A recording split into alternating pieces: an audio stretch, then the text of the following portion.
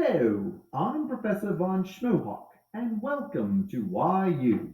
We have seen that multiplying any decimal number by 10 shifts each digit in the number one column to the left.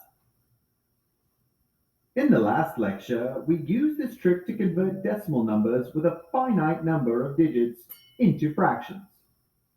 In this lecture, we will see how to convert repeating decimal numbers into fractions. Repeating decimal numbers have one or more digits after the decimal point that repeat forever. As an example, let's convert a decimal number with one infinitely repeating digit into a fraction. The first step is to eliminate the infinitely repeating digit. We do this by first multiplying the number by 10 to shift it one column to the left, and then subtracting the original number. Since both numbers in this example have an infinite number of repeating fives, this eliminates all the repeating fives after the decimal point.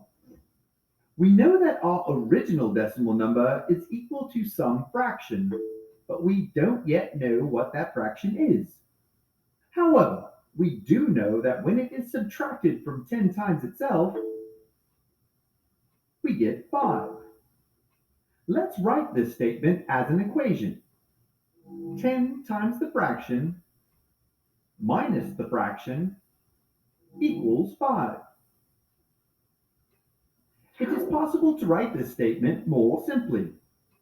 Subtracting one thing from 10 things leaves 9 things. So instead of writing 10 times the fraction minus the fraction, we can simply write 9 times the fraction. Since both sides of the equation are equal, we can divide each side by the same number and they will still be equal. Let's divide both sides by 9. Notice that on the left side of the equation, the fraction is multiplied and divided by 9. This leaves its value unchanged, so we can cancel out the 9's on the left side of the equation.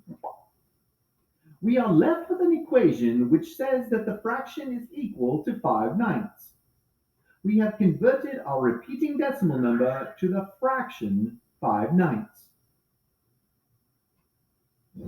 Let's try this again with a repeating sequence of 3's. As we did in the previous example, we eliminate the one repeating digit by multiplying by 10 one time and then subtracting the original number. This eliminates all the repeating 3's to the right of the decimal point. So 10 times the fraction minus the fraction equals 3. We write this as an equation which we can simplify to say 9 times the fraction equals 3. We then divide each side of the equation by 9 so that the 9's on the left side cancel. This equation tells us that our fraction is equal to 3/9. Of course, the fraction 3/9 can be reduced to 1/3. So we have converted this repeating decimal number to the fraction 1/3.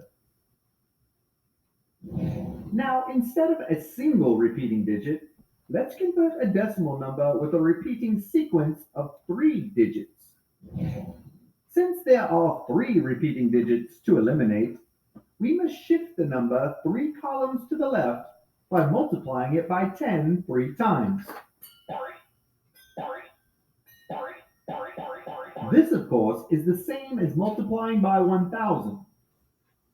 We then subtract our original number, which eliminates the repeating digits. Now we write this as an equation. 1,000 times the fraction minus the fraction equals 123. 1,000 times the fraction minus the fraction is the same as 999 times the fraction. And dividing both sides of the equation by 999 cancels out the 999 on the left. So our fraction is equal to 123 999. Let's see what happens with the repeating decimal number 0.1 followed by an infinite number of sixes. Since there is only one repeating digit, 6, we shift the number one column to the left by multiplying by 10 one time and subtract the original number. This eliminates the repeating sixes, and we are left with 1.5. We then write the equation 10 times the fraction minus the fraction equals 1.5, which we can simplify to 9 times the fraction equals 1.5.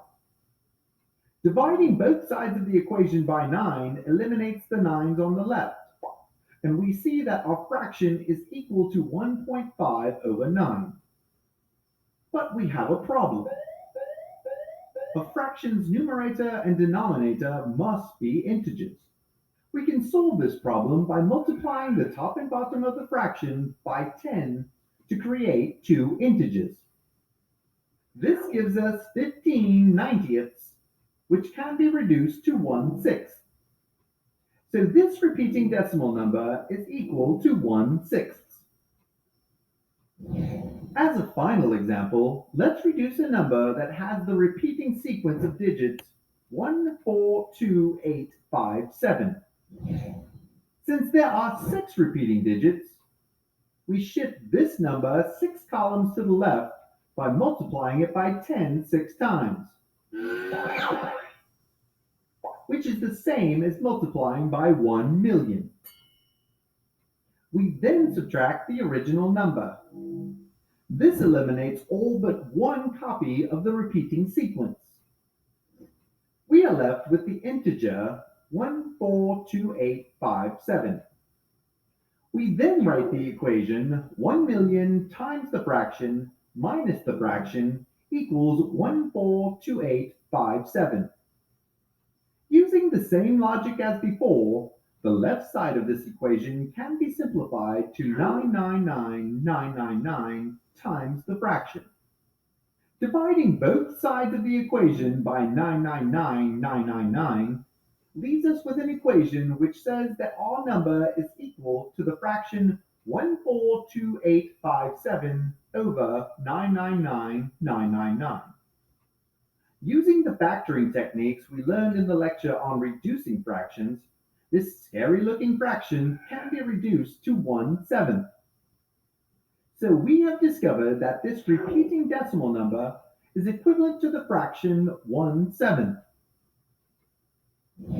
This concludes our lectures on fractions.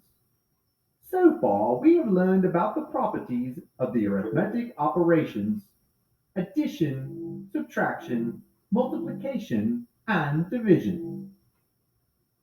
In our next lecture, we will introduce the